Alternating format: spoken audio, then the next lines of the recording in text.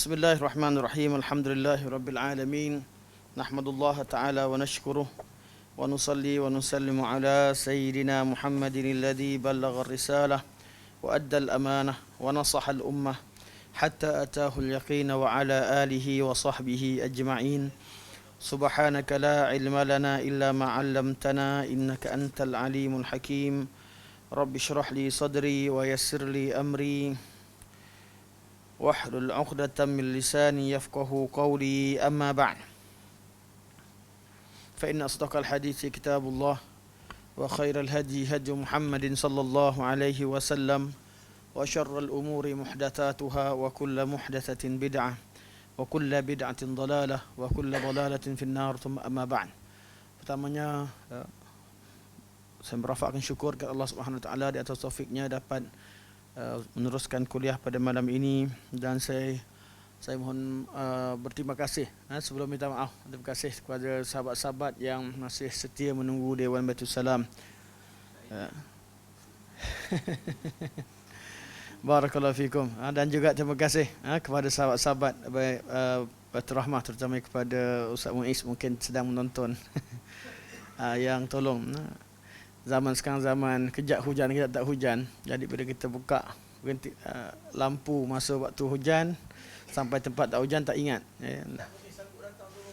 Sambut datang. Alhamdulillah, barakallah. Daripada rumah dia, daripada Gombak datang tadi. Alhamdulillah. Jadi anak keluar daripada rumah pun dah 9.30 lebih, dah 9.36. Allah Alhamdulillah khair. Nasihat tu nasihat. Barakallahu fiik. Okey. Saya akan call anak tak sempat sebab dalam kereta. Tak sempat nak jawab dia. Saya akan jawab balik dah. Cuma nak letak waste jauh jangan, memang tak boleh nak usik. Tak ada. Masya-Allah. Okey, kita sambung pada muka surat 154. Cuma kita ada janji pada minggu lepas. Saya dah ingatkan, itu berkaitan dengan iman. Bila kita membincangkan tentang bab wilayah, wali, seseorang itu mendapat hak wilayah, hak kewalian sesama Muslim, iaitu kita membantu, cinta, kasih sayang dan setia antara satu sama lain dalam perkara ma'ruf. Syaratnya adalah, syarat kewalian itu adalah adanya keimanan, atau asas kepada kewalian adalah keimanan, dan syaratnya adalah mutaba'ah.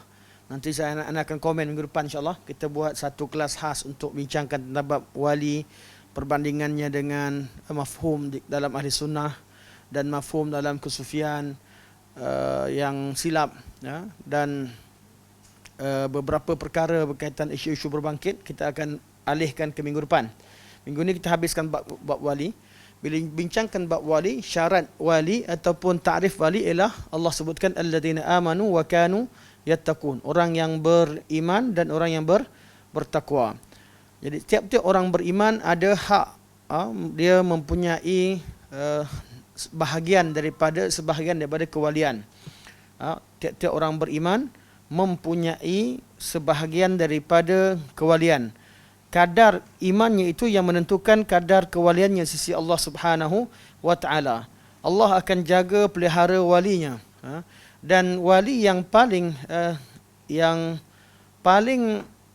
rendah sekalipun, iaitu bila dia ada iman yang sekecil zarrah sekalipun, ada kalimah la ilaha illallah, amalannya tidak banyak, dia tetap akan diselamatkan daripada api neraka. Ini yang orang yang paling last keluar dari syurga, Allah tetap selamatkan dia. Inilah kadar kewalian yang paling sedikit. Dengan iman yang paling lemah, sebesar zarrah sekalipun, Allah akan pelihara dia daripada api neraka. Orang yang beriman, tiap-tiap orang beriman, mereka adalah waliullah. Cuma kedudukan mereka berbeza-beza. Iman tidak sama antara satu sama lain. Ini yang akan kita bincangkan pada hari ini.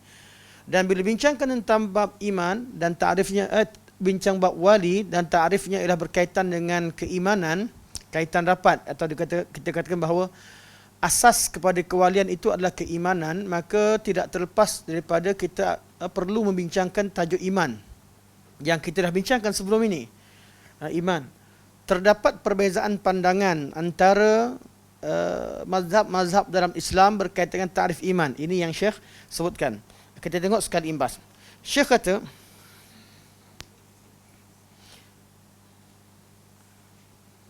wa yajtami'u fil mu'mini wilayatun min wajhin wa adawatun min wajhin. Seorang mukmin itu boleh mempunyai sifat kewalian pada setengah perkara, dan ada sifat adawah, kita perlu jaga dia pada satu bab, dan kita juga perlu bermusuh dengan dia dengan setengah perkara yang lain. Kita bukan musuh pada orang, tapi musuh kepada tahap ketaatan dan juga ke adawah, tahap kemaksiatan ataupun kekufuran yang ada pada dirinya. Kama qad yakunu fihi kufrun wa iman wa syirkun wa tauhid wa taqwa wa fujur wa nifaqun wa iman. Sebagaimana kadang-kadang seseorang itu ada padanya sifat iman dan kufur, iaitu iman, asalnya iman, kemudian dia melakukan sifat kekufuran. Tapi kalau asalnya kufur, dia takkan ada iman. Cuma dia ada cabang, sifat-sifat iman tu ada, tapi dia bukan tidak ada iman bergabung dengan kufur. Untuk orang kafir, untuk orang mukmin, dia yang asalnya daripada orang Islam, dia bergabung padanya sifat kekufuran. Sebab kufuran ada pada dia, jadi kita hukumkan sebagai tetap mukmin, tapi mukmin yang ada bergabung dengannya kekufuran. Orang kafir, dia tetap sebagai kafir kerana asalnya kekufuran. Selagi tak masuk Islam, dia tetap kafir. Kalau dia ada kebaikan, kita katakan bahawa kita tak kata dia ada iman, tapi perbuatan dia, kebaikan dia akan dibalas dengan kebaikan oleh Allah Subhanahu Wa Taala di dunia, kerana dia tak ada iman. Tidak ada iman. Okey. Kemudian Syekh kata, bergabung syirik dan tauhid, taqwa dan fujur. Kat hujung tu Syekh kata, nifaq dan iman. Bergabung antara sifat kemunafikan dan iman dalam diri seseorang. Oleh kerana ada perkataan iman kat situ, kufrun wa iman, nifaq wa iman sebagainya, maka Syekh kata, wa in kana fi hadzal asli niza'un lafzi baina ahli sunnah. Walaupun tentang ta'rif iman ini berlaku khilaf secara lafzi, secara lafaz, secara istilah di kalangan ahli sunnah. Itu khilaf kat mana? Khilaf antara ahli sunnah, jumhur ahli sunnah ataupun ahli sunnah yang sebenar, iaitu yang mengatakan iman itu adalah segala elemen, semua perkara, semua ketaatan yang berkaitan i'tiqad dengan hati dan cabang-cabangnya, dan juga segala asas lafaz kalimah syahadah dan cabang-cabangnya, dan segala amalan yang usul dan cabang-cabangnya, semua sekali masuk dalam iman. Artinya bila bertambah suatu perkara kebaikan, bertambah iman. Berkurangnya satu kebaikan, mana kurangnya satu perkara yang wajib, atau adanya satu kemaksiatan akan mengurangkan iman. Ini tak ada ahli sunnah wal jamaah. Manakala bagi golongan murji'ah, mereka mengatakan bahawa iman itu sempurna. Bila siapa dah beriman, dia tidak akan jadi orang kafir, dan tak boleh dikatakan dia beriman. Ta'rif yang kata iman ni hanya iman itu sempurna ialah murji'ah. Berbeza khawarij. Khawarij kata iman itu sama juga satu je. Dan mereka sepakat antara murji'ah dengan khawarij, dua je, iman ke kufur. Khawarij kata kufur, kalau ada dosa besar kufur. Murji'ah kata ada dosa besar macam sekalipun dia iman yang sempurna. Ini kufur sempurna, ni iman sempurna, tak ada tengah-tengah. Kita cerita ada bergabung. Ini yang kita bincangkan. Okey, di kalangan ahli sunnah macam mana? Ada di kalangan ahli sunnah yang bawa takrifan yang berbeza, yang sedikit berbeza. Mereka mengatakan bahawa iman itu adalah apa yang diiktikadkan oleh hati, iaitu tasdik, membenarkan, dan segala amalan hati. Begitu juga iman adalah ikrar dengan lisan. Dia tak sebutkan amalan anggota. Amalan-amalan anggota, solat, zakat, puasa dan seterusnya, semua amalan, baca Quran dan sebagainya. Man ikrar itu hanya kalimah la ilaha illallah. Ikrar ini maksudkan hanya kalimah la ilaha illallah. Mana dia ucap kalimah la ilaha illallah dan dia yakin dengan kalimah tersebut, dia sebagai orang Islam, seorang mukmin yang sempurna imannya. Macam mana dengan amalan? amalan-amalannya malah mereka khilaf dalam bab amalan hati. Katakanlah mereka bersama dengan kalau secara zahirnya hati yang dimaksudkan adalah tasdik, membenarkan lafaz yang disebutkan adalah kalimah la ilaha illallah. Selain daripada itu, bacaan zikir, bacaan yang lain dikira ini tak termasuk bab iman. Begitu juga amalan selepas bertasdik, selepas membenarkan dan mempercayai agama Allah Subhanahu wa taala, beriman, mana beriman artinya percaya dan yakin dengan ajaran Allah. Amalan hati seperti taqwa, seperti khauf, raja, mahabbah, rida, syukur dan sebagainya, kata mereka ini tak termasuk iman. Tapi adakah perlu? Ada kesan atau tidak? Ini beza antara golongan ini, golongan ahli sunnah yang kata begini dengan golongan murji'ah. Murji'ah kata amal tak perlu. Mana panggil murji'ah mahdah, dia kata amalan tidak perlu. Okay. Kata golongan ahli sunnah kata perlu, wajib. Mana tak perlu? Cuma dia tak masuk tarikh iman. Dia bukan daripada iman, tapi dia tetap wajib. Dan meninggalkan perkara yang wajib adalah haram. Dia tetap akan, kalau dia buat benda kebajikan, dia dapat pahala. Kalau dia buat perkara kejahatan, dia akan dapat dosa. Dan dia akan boleh dimasukkan ke syurga atau ke neraka. Jadi dia kata sama. Kata Syekh, ni khilaf lafzi. Seorang cakap masuk takrif iman, seorang lagi kata tak masuk. Kalau golongan murji'ah betul, dia kata tak perlu amal. Amal tak memberi kesan kepada iman langsung. Iman tak perlu pada amal. Amal tak wajib langsung. Ahli sunnah, oleh sunnah ini, ahli sunnah yang satu kelompok ni, dia kata amal tu wajib, cuma tak termasuk dalam iman. Dia masuk kewajipan-kewajipan. Ada yang kata syarat kesempurnaan, macam-macam istilah yang digunakan pakai. Di sini dikata Syekh, maka khilaf ini khilaf lafzi antara ahli sunnah, wa khilafun ma'nawi, dan khilaf secara makna, iaitu secara maksud, betul-betul maksud berbeza, bainahum wa bainah ahli bid'ah, antara ahli sunnah dengan ahli bid'ah. Ahli sunnah kata perlu pada amal, ahli bid'ah kata tak perlu. Untuk khilaf dengan ahli sunnah seorang lagi, yang satu lagi itu, mereka adalah dipanggil sebagai fuqahaul murji'atul fuqaha, iaitu golongan yang ahli sunnah di kalangan fuqaha Islam, ahli sunnah wal jamaah, namun mereka mengeluarkan pandangan yang menyerupai golongan murji'ah, iaitu mengeluarkan iman daripada mengeluarkan amalan daripada ta'rif iman. Okey. Kama taqaddam fil iman. Okey. Apa yang beliau sebut? Beliau kata khilaf ini khilaf lafzi, artinya tak ada apa-apa. Cuma istilah je lain. Persoalan kita, adakah betul lain? Pandangan ini bukan saja pandangan Ibn Abil Aziz rahimahullah, malah beliau sebenarnya menukilkan pandangan Syekhul Islam Ibn Taimiyah rahimahullah. Syekhul Islam juga cenderung kepada khilaf ni khilaf lafzi. Ibn Qayyim rahimahullah juga cenderung pada khilaf lafzi. Jadi kaul ni kaul yang ada muktabarnya, ada iktibarnya. Maksudnya kaul yang muktabar, yang kita kata kalau khilaf lafzi, dia kata khilaf lafzi, kata ayalah khilaf lafzi asalkan jangan keluarkan iman daripada kewajipan. Macam geng murji'ah, murji'ah mahdah, seperti geng kata tak perlu beramal, amal tak masuk, buat apa, bab keimanan, bab kekufuran, buat apa sekalipun, asalkan hati kamu yakin Allah yang mencipta, bab tauhid, yakin Allah, buat apa buatlah, asalkan hati ini beriman. Ini golongan murji'ah mahdah. Tak sama seperti golongan murji'ah fuqaha. Murji'ah fuqaha ini pandangan ma'ruf daripada pandangan yang terkenal daripada Al-Imam Abu Hanifah rahimahullah dan guru beliau Hamad bin Abi Sulaiman rahimahumullah. Mereka dan ulama Kufah secara umum, berpegang dengan pandangan ini, kerana ada pengaruh faktor semasa.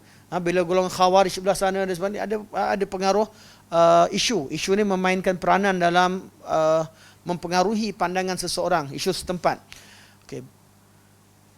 Bila tengok pada masalah ini, kata Syekhul Islam, kata Imam Abil Aziz, khilaf ni khilaf lafzi. Namun ulama yang datang selepasnya, malah ulama sebelumnya, mana khilaf sebelumnya memang khilaf banyak dah. Cuma kesimpulan yang dibuat oleh Syekhul Islam dan juga Ibn Abil Aziz, kata khilaf ni khilaf lafzi. Kalau kita tengok balik pandangan ulama sebelumnya dan selepasnya, kita tengok mereka khilaf sungguh, bergaduh sungguh, bukan lafzi. Kalau sekadar lafzi, mereka takkan berdebat takkan membincangkannya dengan detail. Tak adalah kitab rudud yang begitu dahsyat dan mereka terlalu fokus pada masalah ta'rif iman. Ta'rif ni bukan dia memberi kesan kepada apa? Kepada kefahaman dan mafhum kita. Salah ta'rif, salahlah. Salahlah masalah selepasnya. Okay. Bila kita kaji, tengok pandangan-pandangan ulama, kita dapati bahawa khilaf ini, kita tengok qaul khilaf. Kata khilaf lafzi, Syekh Ibn Abil rahimahullah, bila bawakan dua alasan. Atau dua tu bergabung jadi satu. Alasan beliau itu sama ada ahli sunnah, ahlul hadis dan juga al-fuqaha secara umum, atau golongan yang dinamakan sebagai murji'atul fuqaha atau ahli sunnah yang mengatakan qaul murji'ah. Bukan kita kata mereka terkeluar jadi ahli murji'ah, tidak. Mereka golongan fuqaha yang mengeluarkan qaul yang menyerupai irja'.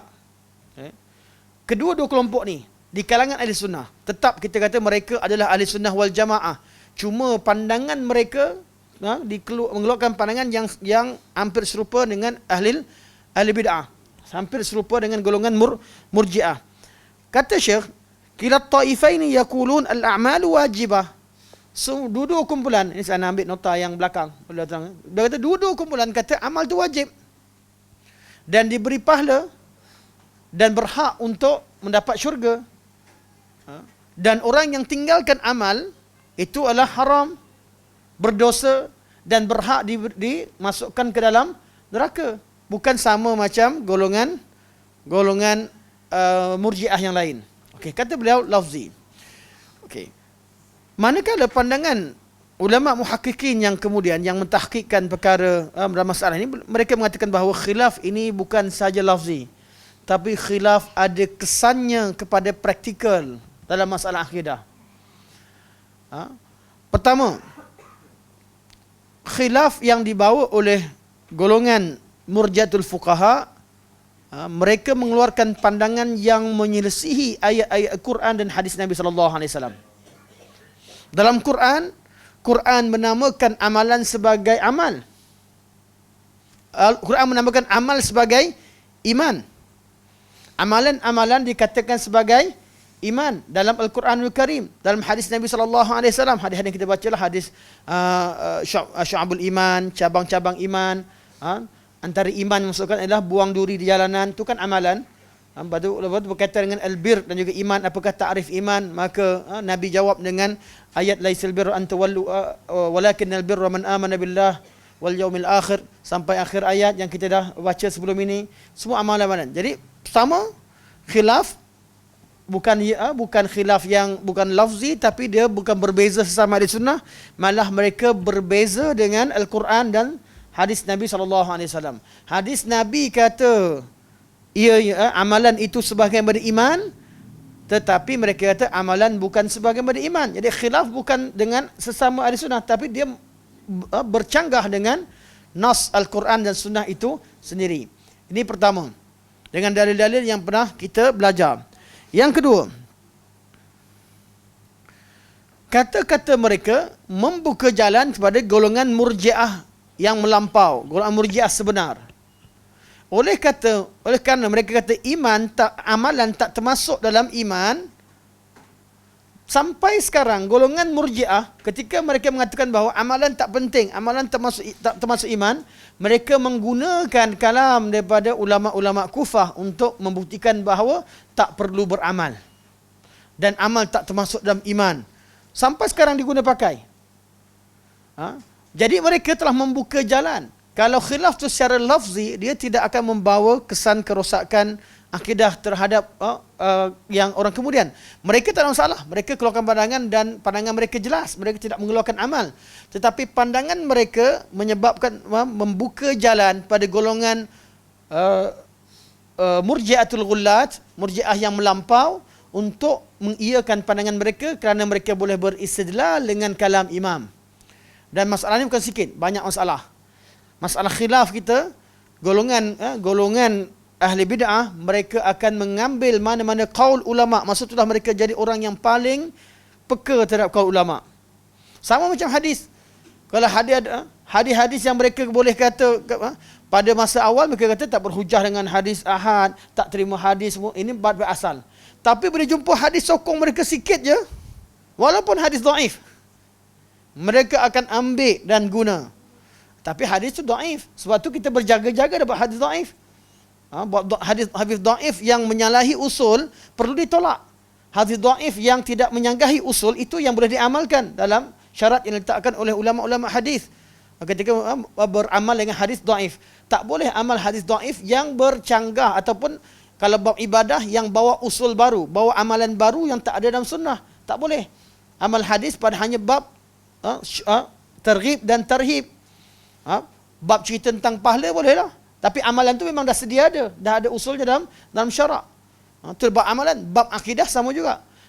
Satu amalan yang satu akidah yang hadis yang dhaif tak boleh bawa akidah yang baru. Tapi kalau hadis sebagai istishhad terhadap suatu perkara yang sabit dalam Al-Quran dan Sunnah, sebab tu kita temukan hadis-hadis dhaif dalam kitab Al-Imam Al-Lalikai rahimahullah.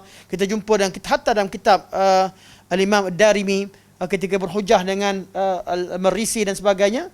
Memang ada hadis dhaif, tetapi bukan dijadikan sebagai hujah. Itu hanya dibawakan kemudian selepas dibawakan hujah Al-Quran, Sunnah, Nabi yang sahih, baru diletakkan hadis-hadis dhaif sebagai hujah. Mereka gunakan hadis dhaif bukan kerana iktimad tapi kerana iktibar.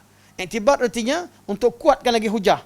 Mana hadis yang sahih ada, hadis yang mutawatir secara maknawi ada, yang sahih ada, hadis yang macam mana sampai hadis dhaif pun ada. Begitu maksudnya. Hadis dhaif pun menyokong pandangan ini, tak ada masalah pada suatu ketika dahulu. Jadi pandangan golongan fuqaha, murji'atul fuqaha telah membuka jalan kepada golongan murji'ah sebenar, iaitu yang bermasalah akidah, yang kata amal tak perlu. Ketiga, pandangan mereka telah membuka jalan kepada golongan fusaq, pelaku bid'ah.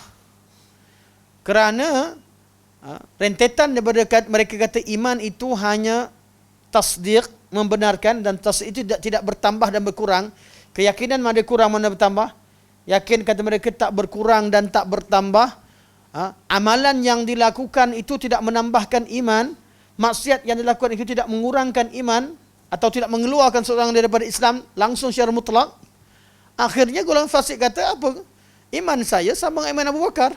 Iman saya sama dengan Jibril, Mikail, sebab kami sama-sama yakin pada Allah. Kalaulah iman itu hanya berkeyakinan saja, maka orang yang buat maksiat macam sekalipun, yang penting kami yakin. Iman kan keyakinan, amalan tidak menambahkan iman, tidak kurangkan iman. Yang bawa akidah kita tak perlu. Bab ni dia kata tak tambah iman, tak kurang iman. Jadi muncullah golongan fusaq, golongan ahli maksiat yang mendakwa iman mereka sama seperti iman Abu Bakar. Dan mereka tidak peduli dengan hadis, tak peduli dengan ayat Quran, kerana mereka ahli ahwa.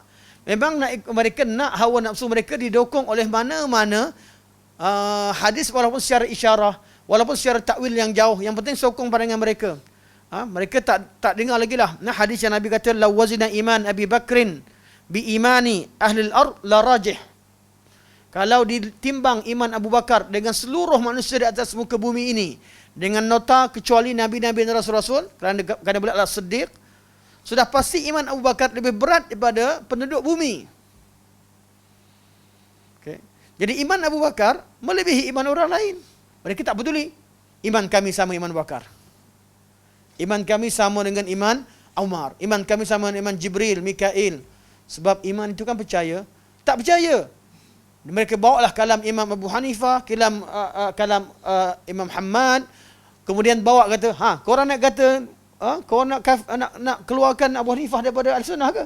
Dia mula bawa. Masa itulah dia gugut. Siapa nak kata Abu Hanifah ni murji'ah? Siapa nak kata dia bukan ahli sunnah wal jamaah? Ini perangai bid'ah, ahli bid'ah. Dia akan gunakan sentimen di situ.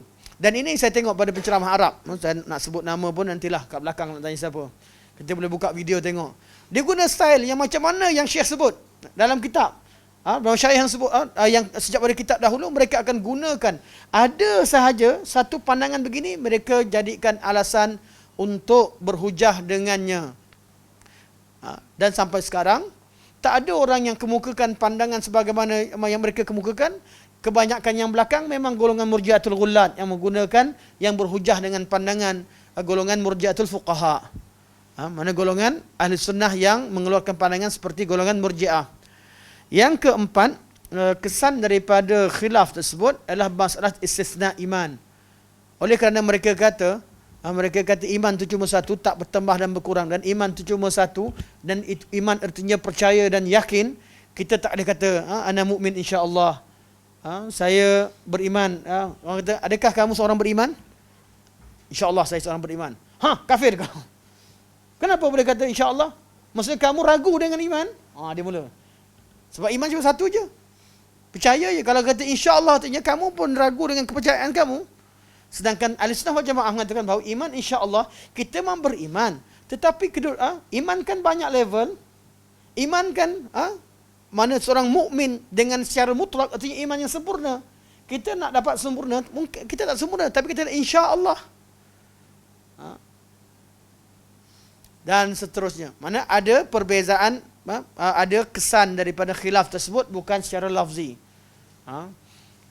Dan yang paling besar sekali yang pertamalah pandangan mereka mukhalafah dengan ayat Al-Quran dan sunnah Rasulullah sallallahu alaihi wasallam. Okey, kemudian di akhir, di perenggan akhir.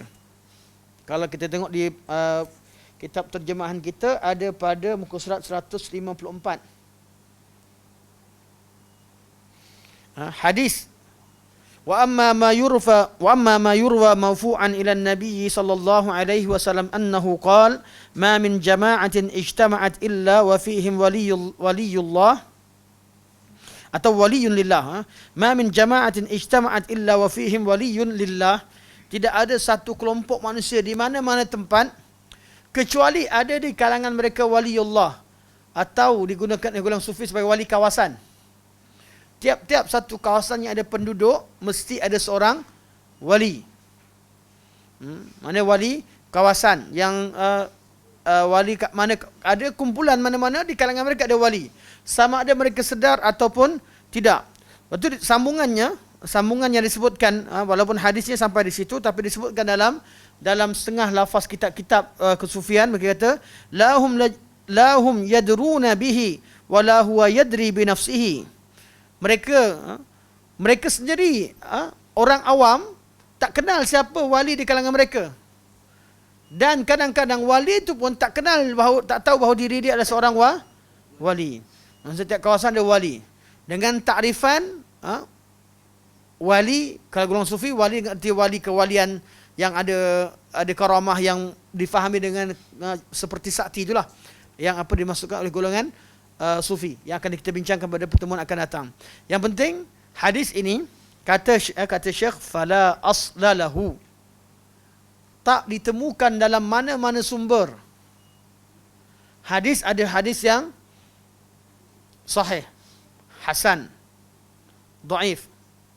Mana dhaif dan hadis maudhu', palsu. Kenapa maudhu'? Sebab ada sanad, tapi sanad dia mengandungi perawi yang dusta. Ada hadis la aslalahu, memang tak jumpa kat mana-mana sumber, tiba-tiba ada je. Memang tak ada sanad langsung. Pakcik-pakcik cerita ni hadis Nabi ni. Dia langsung tak ada sanad. Kebanyakan hadis yang ada zaman kita, hadis palsu, ialah la aslalahu, yang tidak ada asal. Dan soalan-soalan beginilah yang memeningkan ustaz-ustaz. Kalau yang keluarkan sumber, ustaz boleh pergi cek kitab-kitab perawi ni macam mana, saya tengok satu-satu. Tapi kalau tiba-tiba tiap-tiap hari ada hadis baru. Jadi kaedah orang kata la aslalahu, tak pernah ditemukan dalam kitab usul hadis. Tak ada kitab usul hadis. Malah tak ditemukan dalam kitab-kitab tafsir yang muktabar. Sedang kitab hadis kita temukan dalam kitab tafsir seperti Tabari sebagainya. Kitab-kitab yang ada. Tapi ulama yang kemudian seperti Imam Baihaqi, Tabrani sebagainya dah kumpulkan. Mereka dah kumpulkan. Jadi sebelum terciptanya bidang hadis al-mawdu'at, hadis-hadis yang ada kat kitab tafsir pun mereka dah cari, selongkar, masukkan juga. Sebab tu banyak al-mawdu'at. Mawdu'at berlaku kemudian. Kalau tak ditemukan langsung, la aslalahu, hukumnya seperti hadis palsu, malah lebih teruk. Kecuali la aslalahu, bila dikatakan aku tidak temukan, berkemungkinan mana ada setengah hadis ulama kata la aslalahu dengan jazam. Memang tak ada sumber ni. Sebab apa? Tak jumpa kat mana-mana buku, isi dia bertentangan dengan Al-Quran dan sunnah Nabi sallallahu alaihi wasallam. Confirm la aslalahu. Perkara yang tak pernah sebutkan, benda yang kalau ada isinya, ada contohnya ada pahala tertentu, sedangkan contoh berkaitan kelebihan qada qadar, ada kelebihan yang luar biasa, sedangkan buku berkaitan qada qadar ulama dari dulu tulis berpuluh-puluh buku, takkan mereka tak jumpa. Tiba-tiba hadis yang tak ada sumber ada kelebihan tersebut, la aslahu.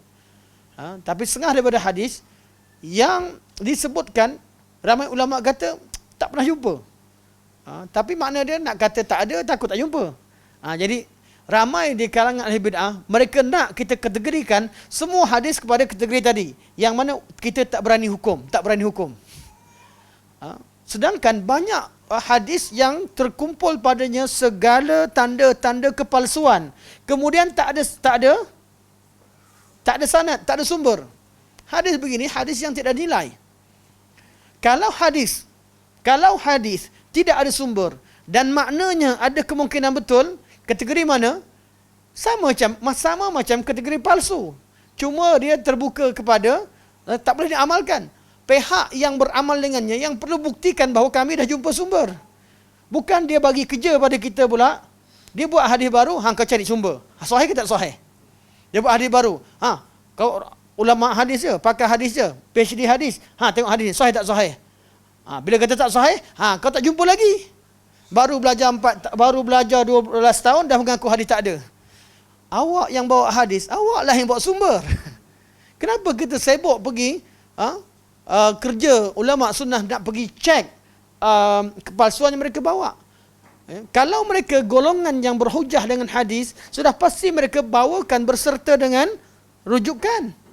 Baru mereka amal. Kalau mereka sendiri tak jumpa rujukan, mereka amal. Artinya memang mereka tak kisah pun tentang kesahihan hadis. Malah mereka ada usul. Ada usul bahawa amalan tak perlu sabit, tak perlu ada hadis pun boleh buat bid'ah yang asalkan sangka baik, bid'ah yang baik. Itulah usul yang mereka pegang sebenarnya. Ada hadis satu kelebihan, tak ada hadis tak apa. Malah boleh terjadi sahaja golongan ini mimpi guru mereka juga boleh jadi amalan yang baru. Jadi kita disibukkan disibukkan dengan soalan-soalan yang dikemukakan oleh orang-orang awam yang pergi belajar dengan golongan macam ni. Menyebabkan seolah-olah bila orang orang awam dah belajar dengan mereka, mana mereka pilih guru yang bawa hadis banyak macam ni. Lepas dia kata, hadis ni kita kata palsu. Hadis ni tak ada sumber. Hadis ni dhaif. Last sekali kata apa? Apa ni ustaz, semua dhaif? Apa ni ustaz? Sepatutnya Sahih Bukhari kan ada, dah baca. Sahih Muslim kan ada, dah baca. Kutub Sittah dah baca habis ke? Sampai nak condemn semua hadis dhaif. Puncanya bukan kerana semua dhaif kesalahan orang yang belajar hadis. Puncanya sejak pada awal anda memulakan langkah yang salah. Ulama hadis pisahkan hadis untuk bantu kita orang awam untuk kenal yang mana sahih tidak sahih. Sepatutnya kitalah yang melangkah dengan memilih kitab yang sahih. Mulakan dengan kitab yang sahih. Sebab tu ulama bagikan cadangan, Imam Nawawi buatkan hadis Arba'in Nawawi yang memang semua sahih. Atau paling hasan, jatuh jadi hasan li ghairi. Ada beberapa hadis yang memang boleh amal. Kenapa tak start dengannya? Kemudian tambah Jawamin Ulumul Hikam. Kemudian tambah Bahjatul Qulub.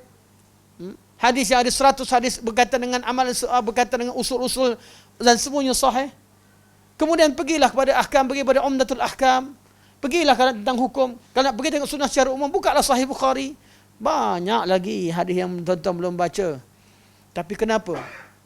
Kerana orang awam mereka suka sebahagian orang awam malah dari sejak zaman dahulu mereka tak suka kepada perkara fakta, mereka lebih suka kepada keseronokan dalam menuntut ilmu. Nak senang-senang, tak nak bersusah payah.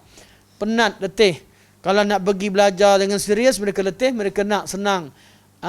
Kalaulah mereka pilih guru yang betul, yang memudahkan mereka, walillahil hamd, dalam keadaan mereka dapat ilmu dengan mudah dan dimudahkan, mereka juga dapat terjaga kesahihan.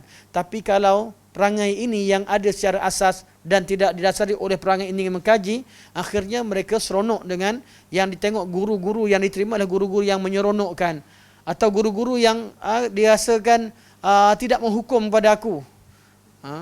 Tak hukum, aku tak ada salah. Belajar dengan ustaz tu asyik salah aja. Dan dilabelkan orang cerita tentang sunnah aja, dianggap orang tu suka melihat aib orang. Saya baru tengok video tadi, video TikTok. Tengah laju-laju, tengah keluar-keluar tu, masa nak tekan waste ke sini, kan dia kan keluar yang iklan TikTok tu. Tersalah tekan, keluar TikTok terus. Seorang abang ni dia marah pada seorang pakcik ni pasal tegur tentang pakaian isteri dia. Isteri saya punya dosa, saya tanggung. Saya yang tanggung. Tapi abang yang hilang adab, dia kata saya. Orang tegur tu hilang adab. Sebab apa tegur? tegur dan tak pakai tudung, tak tahu pakaian macam mana, tak tunjuk pun. Tapi dia rasa bahawa orang yang tegur itulah orang yang rosak akhlak, tak ada adab. Dan inilah je cara fikir golongan Murji'ah pada zaman ini. Yang salah ialah yang tegur, yang melakukan amar ma'ruf dan nahi mungkar. Yang buat salah, tak apa, saya tanggung dosa. Ingat, dia ingat agama ni ikut suka hati. Kita boleh hadiahkan pahala orang suka hati, tanggung dosa orang suka hati. Banyak cantik. Ini punca. Punca daripada salah faham beragama. Okey. Macam mana pengurusi? Ni sebab lambat datang ni, bukan sebab habis masa panjang bincang. Bismillah. Okey, ini yang lepas. Ini yang lepas.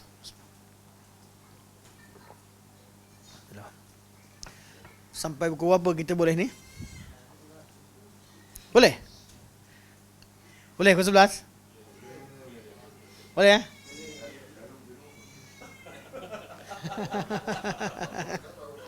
Okey, kalau boleh kita boleh mesti? Okey, barakallahu fikum.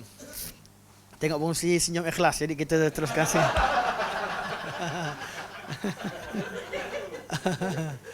Okey. Jadi kita masuk sikit sifat-sifat wali. Bahagian-bahagian wali kita masuk dalam sikit, insya-Allah. Nak baca sekali imbas je, dan mudah faham insya-Allah. Jadi kata Syekh, Syekh masuk tentang orang-orang yang beriman. Wa amma awliyaullahil kamilun. Okey, kita tengok bahasa Melayu terus.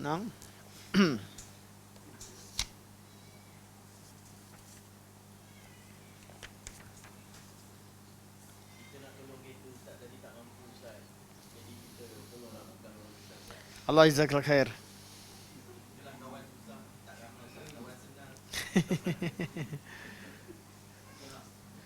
Okey, tengok muka surat 155. Atas sekali. Atas sekali.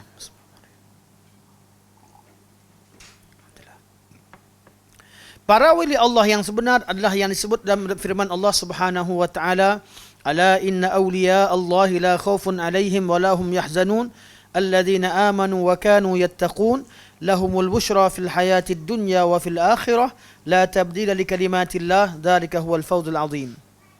Ketahuilah bahawa wali-wali Allah tiada ketakutan bagi mereka, tiada kesedihan bagi mereka, dan mereka tidak bersedih, iaitu orang-orang yang beriman dan orang-orang yang bertakwa. Bagi mereka berita gembira di kehidupan dunia dan di akhirat. Tidak ada ganti bagi kalimah-kalimah Allah. Itulah janji yang itulah dia kejayaan yang agung. Kita tahu kejayaan yang besar. Okey, ini yang berkaitan dengan wali yang mempunyai sifat iman dan takwa yang sempurna. Kemudian sifat takwa itu didetailkan dalam ayat yang lain, dan banyak ayat lah. Ini salah satu daripada ayat yang sama dibawakan oleh Syekh, iaitu ayat surah Baqarah ayat 177 yang menyebutkan 10 sifat ketakwaan. Laisal birru an tuwallu wujuhakum qibala al-masyriq wal maghrib tidaklah perkara albir, iaitu kebaikan yang level tinggi itu ataupun iman, ialah dengan memalingkan wajahmu ke arah timur ataupun barat, kerana ia berkaitan dengan ayat ni asal berkaitan dengan ayat kiblat. Bila kaum Yahudi mempertikaikan solat orang-orang yang telah meninggal dunia ketika menghadap ke arah Baitul Maqdis sebelum ditukarkan kiblat ke Makkah Al-Mukarramah. Allah kata ketakwaan bukan pada tempat timur dan barat dan arah mana sekalipun, milik Allah Subhanahu wa taala. Yang penting taat pada Allah, ikut perintah Allah. Itu ayat.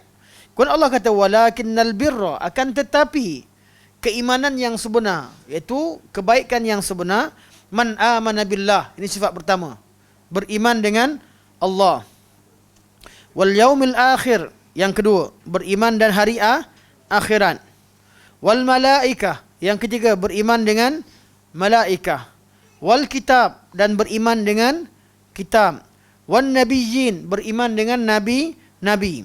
Ada 5 rukun iman: Allah, hari akhirat, malaikat, kitab dan nabi. Okey. Qada qadar masuk mana? Beriman dengan hari kiamat. Qada qadar termasuk dalam bab iman dengan hari kiamat. Kita bincangkan sebelum ini. Kalau mereka sebut rukun iman itu ada 5, rukun Islam ada 5, iman yang 5 artinya qada qadar masuk dalam beriman hari kiamat. Cuma Allah, Nabi detailkan lagi dalam hadis Jibril, Nabi sebut yang ke-6, qada dan qadar, iaitu pecahan daripada iman dengan hari akhirat. Okey. Wa atal mala ala hubbihi dzawil qurba wal yatama wal masakin wa ibnas sabil was-sa'ilin wa fir riqab. Dan mereka yang memberikan harta yang mereka cinta kepada golongan berikut: keluarga terdekat, anak yatim, orang miskin, orang yang di tengah perjalanan yang putus bekalan, orang yang meminta dan golongan hamba. Ini semua 6 golongan ni, 1, 2, 3, 4, 5, 6 golongan ini dapat sedekah. Iaitu orang yang sedekah betul-betul sedekah, tak pilih bulu. Semua orang dibagi, orang-orang yang berhak. Ini tahap iman. Dalam bab iman, semua iman sempurna. Allah kata iman dia sempurna terhadap semua rukun iman. Bab amalan dia buat dengan sebaik-baiknya. Sedekah betul-betul sedekah. Orang yang dekat, orang yang anak yatim, orang miskin, abdus sabil, artinya dia bagi. Sebelum dia bagi, dia kenal. Ramai orang kaya, dia tak kisah. Dia bukan jahat. Kalau orang pergi, dia minta bagi. Tapi orang yang tidak ada, tak makan, tak minum, yang duduk jalan, dia tak kisah, tak hirau. Kadang-kadang perangai tak kisah pun satu benda yang menandakan bahawa mereka tidak sensitif dan kurang sifat dalam bab memberi. Mereka tunggu orang tak minta. Sedangkan dalam pemberian ada pemberian untuk orang meminta, untuk orang yang tidak meminta. Yang penting mereka miskin, berhajat, keluarga terdekat, anak yatim dan sebagainya. Ini perbincangan yang tersendiri bab sedekah. Okey, itu sifat yang keberapa? Yang ke-6. Sifat ke-6. 5 rukun iman tambah yang ke-6, beri harta. 6 tu kalau campur dengan 6 tu ada 6 benda lah, 6 orang yang diberikan. Wa aqamas salah, yang ke-7 mereka dirikan solat dengan sebenar-benarnya. Dengan maksud aqama, iaitu yang mendirikan, yang melaksanakan solat dengan sempurna. Wa ataz zakah, itu yang ke-8, mengeluarkan zakat. Wal mufuna bi ahdihim idza ahadu. Okey, tuan-tuan tengok, keluarkan zakat disebutkan kemudian, sebelumnya dibagikan harta yang mereka sayang. Artinya mereka bagi harta tadi bukan benda yang wajib. Kat sini wa ataz zakah, mereka tunaikan yang wajib. Selain yang wajib, mereka cari orang miskin, anak yatim dan sebagainya. Okey. Jadi mereka tak cukup buat benda yang wajib, malah mereka buat perkara sunat. Dengan bersungguh-sungguh cari semua orang yang perlu dengan harta yang mereka ada, yang mereka sayang, mereka cintai, mereka berikan kepada orang-orang begini. Maksudnya memang bantu, betul-betul bantu. Sifat begini. Okey. Wa ataz zakah wal mufuna bi ahdihim idza ahadu. Dan mereka yang tunaikan janji mereka bila mereka berjanji. Ini sifat yang ke-9. Was-sabirin, dan orang yang sabar. Ini sifat yang ke-10. Bila fil ba'sa, waktu mereka susah, wad-darra, fil ba'sa, waktu mereka fil ba'sa, al-ba's, ana tak terjemahan. Kadang-kadang terjemah ayat Quran ni tak boleh nak sengah pada tempat kita baca banyak kali, tapi bawa perasan Sabar pada kesempitan dan pada masa kesakitan. Betul lah, dua-dua. Pada waktu mereka sempit dan mereka sakit. Fil ba'sa, ini satu benda menarik, anda bawa perasan. Fil ba'sa wa dharra. Ba'sun ni pun sakit, dharra ni mudarat. Betul, anda ingatkan waktu senang dan susah. Tengok pada ayat pada maknanya macam berbeza. Cek pada terjemahan. Mereka yang memberikan sabar pada masa kesempitan dan pada masa kesakitan. Sabar. Jadi sabar ni dia beza daripada memberi ketika senang dan susah. Sekarang otak yang ada kat otak saya fikir yang memberi pada waktu senang dan susah. Sekarang ni sabar. Sabar pada waktu sempit dan sabar pada waktu sakit. Jadi bab sabar dia tak ada sabar dalam bab sabar dalam kenikmatan. Dia sabar ketika sakit dan sabar ketika sempit. Okey. Wasabirina fil ba'sa'i wad dharra wa hinal ba's, dan sabar ketika berhadapan dengan al-ba's, berhadapan dengan kesusahan. Ini mesti ayat ni cantik. Mesti kena cek secara semula, kita akan temukan tafsirannya. Dan anda bagi makna secara umumnya, ni sifat yang begini, sifat yang betul-betul sempurna dengan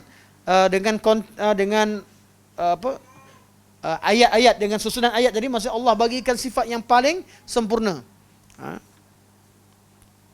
Ulaikal ladzina sadaqu, mereka lah orang-orang yang betul-betul sadiq, iaitu bersifat siddiq, yang betul-betul beriman dengan Allah dengan sebenar-benarnya. Wa ulaika humul muttaqun, dan mereka itu orang bertakwa. Ini dah takrif takwa sebenar. Okey. Bawa balik kepada semua orang. Berapa orang yang sifat macam ni? Yang sempurna, bab sedekah paling sempurna. Cari orang miskin, anak yatim, orang susah, jadi semua semua cari, semua ada. Bab sabar tak ada. Waktu susah pun dia sabar, waktu dia sakit pun sabar. Waktu apa lagi?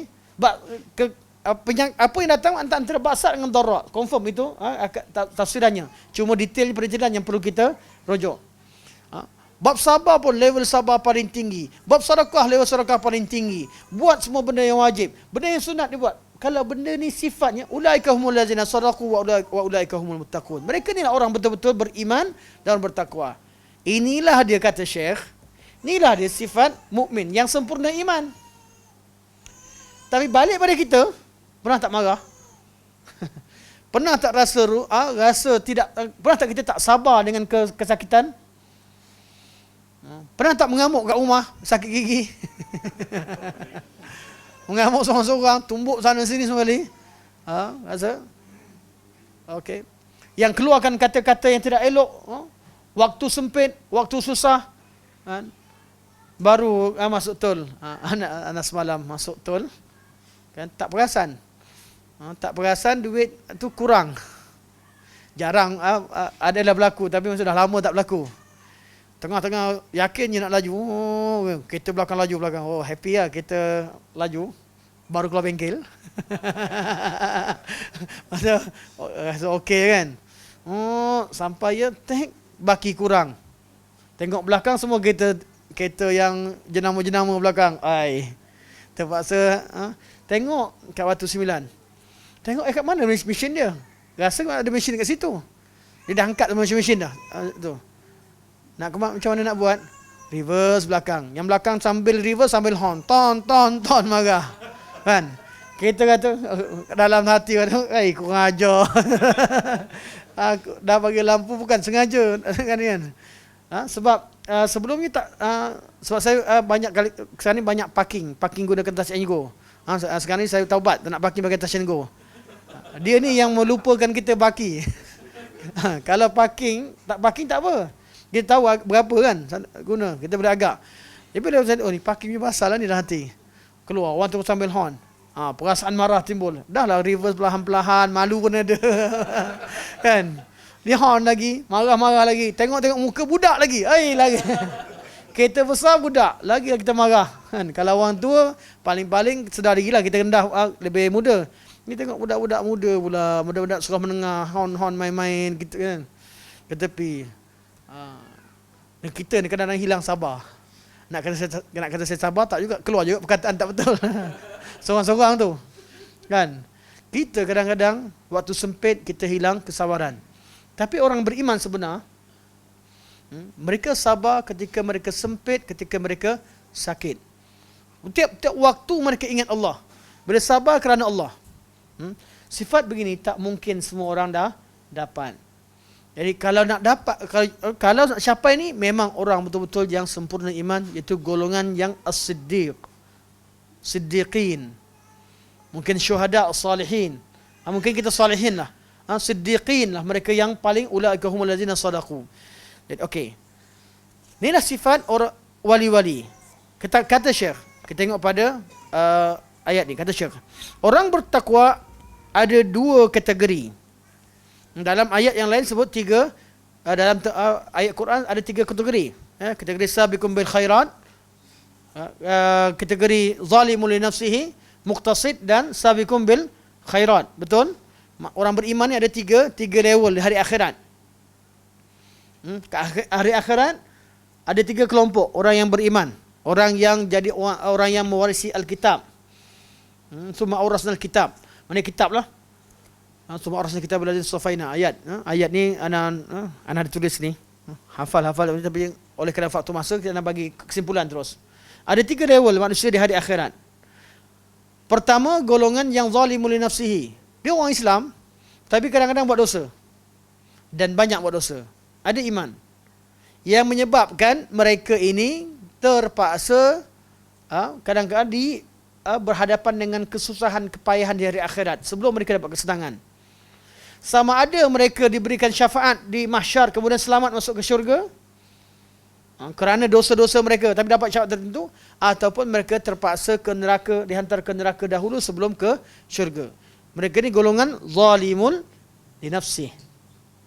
Golongan yang kedua dan ketiga, ini yang masuk, yang Syekh masukkan golongan al-wilayah, wilayah yang umum, yang mana mereka ni selamat daripada awal lagi, memang mereka ni jaga hukum Allah Subhanahu Wa Taala.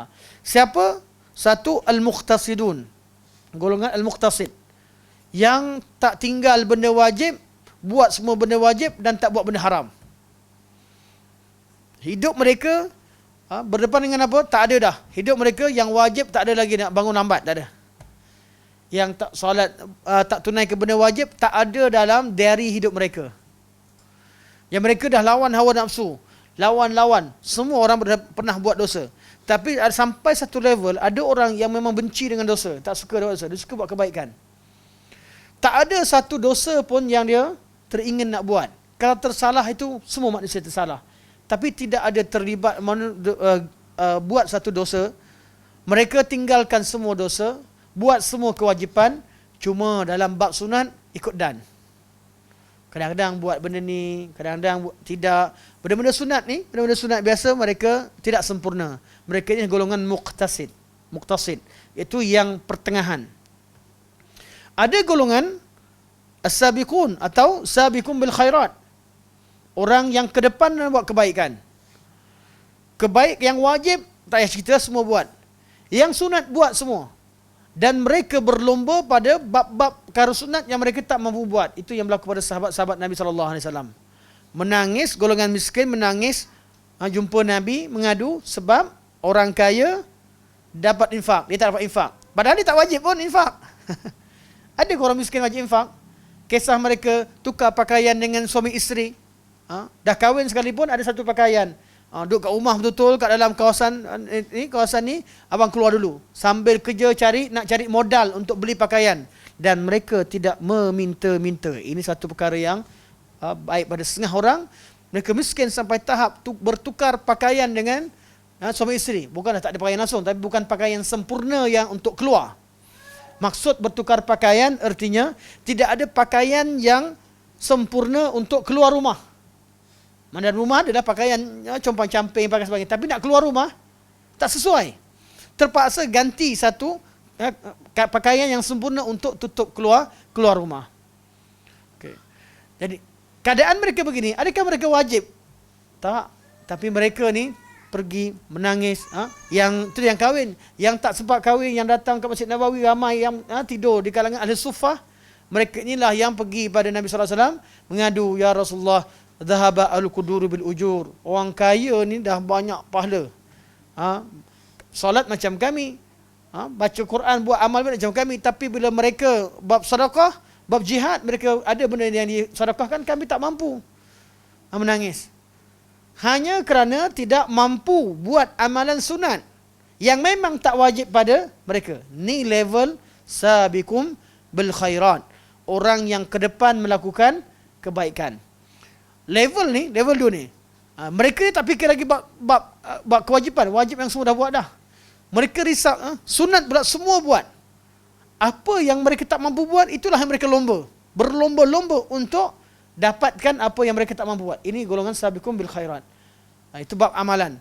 Bab maksiat, memang mereka tinggalkan segala-galanya yang haram, malah yang makruh, apa saja. Malah sahabat Nabi, kalau Nabi larang mereka satu perkara, walaupun perkara itu perkara yang harus pada asalnya, tapi Nabi larang, mereka nak beramal dengannya.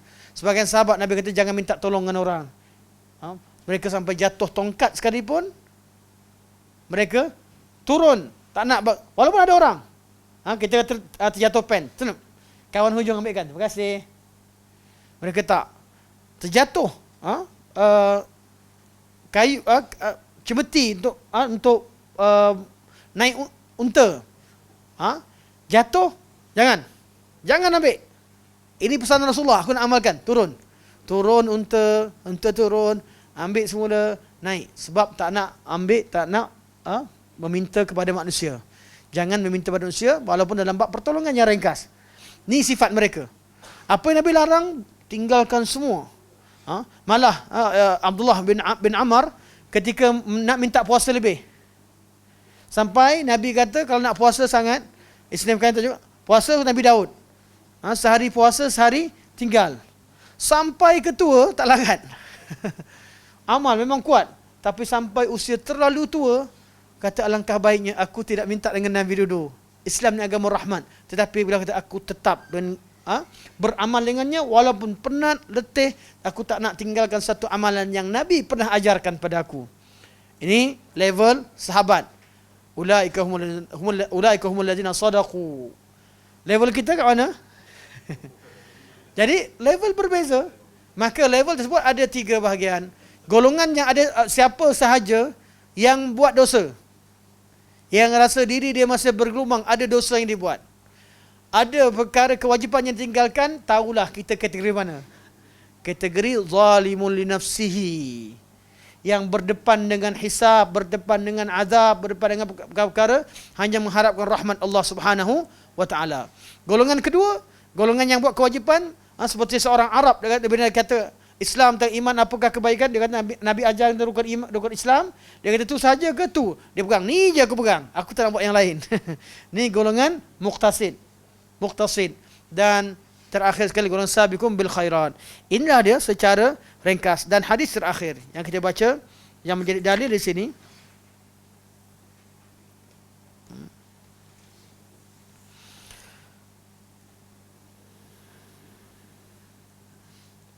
Allah berfirman, seperti dalam Sahih Bukhari, kama fi Sahih Bukhari an Abi Hurairah radhiyallahu anhu, qala Rasulullah sallallahu alaihi wasallam, hadis Nabi sallallahu alaihi wasallam, yaqulullahu taala, Allah berkata, berfirman. Kalau Nabi kata Allah berfirman, ini apa dia? Hadis kursi. Hadis kursi ada kalamullah, bukan daripada ayat Al-Quranul Karim. Ringkasnya, man adali waliyan, barang siapa yang memusuhi waliku. Kita baca terjemahan terus, insya-Allah.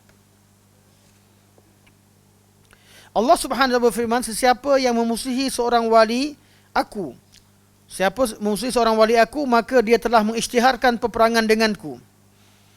Perang Allah, siapa yang mengusik wali Allah. Tidak adalah amalan yang membolehkan seseorang mendekatkan diri kepadaku yang sama seperti mana yang dia menunaikan kefarduan yang diwajibkan ke atasnya.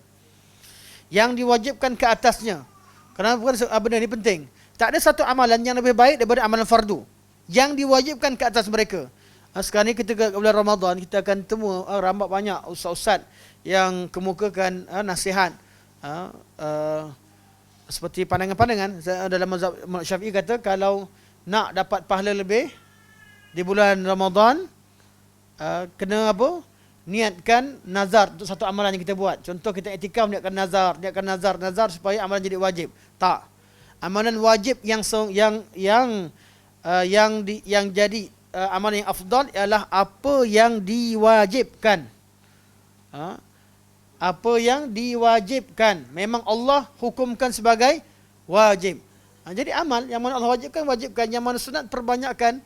Bukan dengan cara mewajibkan satu perkara yang harus atau perkara sunat dan sebagainya. Sunat kekal sunat. Cuma boleh tidak? Boleh. Itu pandangan. Cuma ramai ulama yang kata tak perlu pergi masuk masjid. Nak sedekah. Sedekah ada apa benda yang sunat? Sedekah. Aku bernazar ya Allah untuk sedekah. Itu bersedekah. Tak payah, Allah tahu. Walaupun ada pandangan dalam sebagian ulama mengatakan begitu. Cuma nak ingatkanlah bab ni. Jadi tidak ada satu amalan yang Allah lebih sayang lebih daripada apa yang Allah wajibkan. Dan seorang hamba itu, anda baca sini senang, buat terjemahan sendiri lebih cepat. Dan seorang hamba itu akan terus menerus bertakarub pada Allah Subhanahu Wa Taala dengan amalan sunat sehingga aku cinta padanya. Ada dua, satu buat benda wajib, yang kedua teruskan lagi yang wajib tambah perkara yang sunat. Di sinilah dia wali. Allah kata apa? Fa idza ahbabtuhu, bila aku dah cinta pada dia, ni wali. La takuntu sam'ahu alladhi yasma'u bih. Akulah pendengaran yang dia dengar dengannya. Mana dengar sesuatu kerana Allah. Wa basrahu alladhi yubsiru bih. Tengok sesuatu kerana Allah. Yang mana Allah redha dia tengok, yang mana Allah tak redha dia tidak tengok. Wa yadahu allati yabtishu biha. Tangan yang dia gunakan untuk pukul dan tumbuk dengannya. Kalau nak perlu pergi jihad, pergi jihad. Kalau tidak, dia maafkan walaupun dia kuat, dia tidak lawan kerana dia berlakukan sesuatu kerana Allah. Wa rijlahu allazi yamshi biha. Dan kaki dia berjalan juga kerana Allah. Wa la in sa'alani, kalau dia minta pada aku, la'utiyannah, aku akan beri pada dia. Wa la in ista'adani la'u'idhannah, kalau dia minta berlindung pada aku akan berikan perlindungan. Wa ma taraddadtu fihi syai'in ana fa'iluhu taraddudi an qabdi nafsi 'abdil mu'min. Ni lafaz dalam Sahih Bukhari, lafaz ni. Dan tidak ada satu benda yang aku teragak lebih daripada aku mencabut nyawa seorang hamba yang mukmin. Makna teragak di sini bukan bererti teragak dalam erti kata seorang manusia dan seorang hamba. Taraddud di sini perlu difaham dengan siyak, faham dengan konteks ayat ini. Allah cinta dan sayang. Allah kata tidak ada satu perkara yang aku teragak lebih daripada aku mencabut nyawa orang yang aku cinta. Maksudnya Allah cinta. Bukan teragak-agak yang ada pada manusia. Manusia teragak sebab kejahilan, ketidakmampuan dan ketakutan. Teragak-agak. Allah SWT sebut di sini taraddudi, dia adalah dalam bab fi'il. Kita belajar asma, ada berapa bab dalam bab berkaitan dengan Allah, ada 4 sifat, 4 benda, betul? Yang paling ketat sekali bab asma, nama Allah. Nama Allah mesti sebiji macam Allah sebut. Tak boleh nak reka-reka nama bagi Allah. Okay, nama Allah. Contoh nama Allah As-Sami'. Memang Allah sebut wa huwas Sami'ul Alim. Memang Allah sebut nama tu baru kita sebut. Yang lebih longgar daripada nama, apa dia? Sifat. Semua nama Allah mengandungi sifat. Tidak semua sifat itu mengandungi nama. Boleh dikatakan dengan Allah bernama dengannya. Sifat lebih longgar berbanding dengan nama. Walaupun sama-sama tauqifi, Allah tetapkan. Tapi lebih ketat bab nama berbanding bab sifat. Sifat berbanding dengan af'al, perbuatan Allah, perbuatan lebih longgar berbanding dengan sifat. Semua sifat mengandungi perbuatan Allah dan tidak semua perbuatan Allah yang boleh disifatkan kepada Allah Subhanahu wa taala. Contoh sekarang Allah kata Allah tidak ada benda yang teragak lebih daripada mencabut nyawa seorang mukmin. Kita tak ada kata sifat Allah teragak-agak. Tidak. Ini dalam pengajian bab asma sifat. Dan lebih longgar daripada sifat adalah khabar anillah. Cerita tentang Allah. Cerita tentang Allah Subhanahu wa taala, tentang kekuasaan Allah sebagainya. Cerita dan kisah ataupun kita bercakap tentang Allah Subhanahu wa taala adalah lebih ringan berbanding kita menceritakan tentang perbuatan Allah Subhanahu wa taala. Di bab 4 sifat, asma, sifah, af'al dan khabar anillah, kita perlu bezakan antara level tahap tauqifiyah yang dimaksudkan dalam bab ini. Kalau cerita ahli kalam ada silap daripada awal hingga akhir lah. Empat-empat. Nama Allah yang tak ada nama, tak nama, yang bukan sifat Allah tak sifat. Sini kecelaruan berlaku. Okay? Jadi kan kalau cerita tentang Allah secara biasa, tak katakan tu sifat Allah, tak kata tu perbuatan Allah, kita hanya cerita macam biasa, terangkan, kita boleh guna bahasa apa sekalipun. Secara umumnya, bila kita menterjemahkan asma, nama-nama Allah, sifat-sifat Allah, kita sebenarnya sedang berada dalam level yang keempat, iaitu kita bercerita tentang Allah Subhanahu wa Ta'ala. Kalau kata Allah bersemayam, tu apa dia? Kita cerita tentang sifat Allah. Bersemayam itu cerita tentang makna istiwa. Betul tak betul tu, bincanglah makna. Tak ada kata, istiwa, kamu kata bersemayam, murtad. Ni tak betul, salah akidah. Tak, bincanglah, cari perkataan yang betul. Sebab dia bukan mengubah makna istiwa. Istiwa ada bahasa Arab. Cuma terjemahannya itu khabar anillah. Jelas? Dalam bab terjemahan. Tapi kita yakin istiwa bahasa Arab yang asal, artinya Allah berada di atas singgasananya, di atas arasnya, kita faham seperti asal. Iktikad kita terhadap makna yang terkandung dalam nama Allah yang asal, itulah dia akidah yang kita perlu pertahankan. Manakala perkataan dalam ulasan, kadang-kadang orang yang ulas salah letak perkataan. Contoh, arwah, ataupun kata Tuan Guru Ni Aziz pernah sebut tentang Allah Kedebek apa? Qahar, Allah Samsing. Okey. Bukan beliau maksudkan Allah Samsing yang tak. Dalam mengulas makna Al-Qahar, Al-Jabbar sebagainya, kadang-kadang cari perkataan bahasa Melayu yang nak cari yang sesuai. Mungkin bahasa itu sesuai untuk orang Kelantan setengah tempat, tapi tak sesuai untuk orang luar. Jadi dalam memaknakan tu khabar anillah, bab sifat khabar anillah. Jadi kita tak boleh nak salah, salah akidah diteruk ni semua segini sebab ni. Tak. Syekh Tuan Guru sedang mensyarahkan makna Al-Jabbar, Al-Qahar. Jadi kita kata tu khabar anillah. Terjemahan terhadap ke bahasa lain termasuk khabar anillah.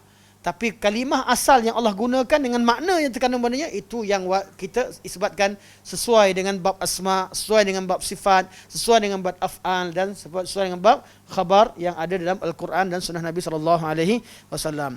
Okey, manakala seterusnya anda rasa kita boleh faham, insyaAllah minggu depan kita boleh sambung terus nanti pada bab pada tajuk berkaitan dengan tak, kita ambil dulu cerita tentang ulas tentang wali. InsyaAllah tolong ingatkan lagi sekali ya, InsyaAllah ingat tentang wali, InsyaAllah. Barakallahu fikum, jazakum khairan. Sampai sini saja 11.15. Rasa kali kedua, pernah sekali macam ni dulu, lama dah. 11.15. Terima kasih yang ada di Dewan dan terima kasih yang ada kat rumah, yang dah tertidur di depan. Terima kasih semua sekali. Barakallahu fikum, jazakum khairan. Okey, insyaAllah. Tak ada tidur sini. Ana masukkan yang kat rumah.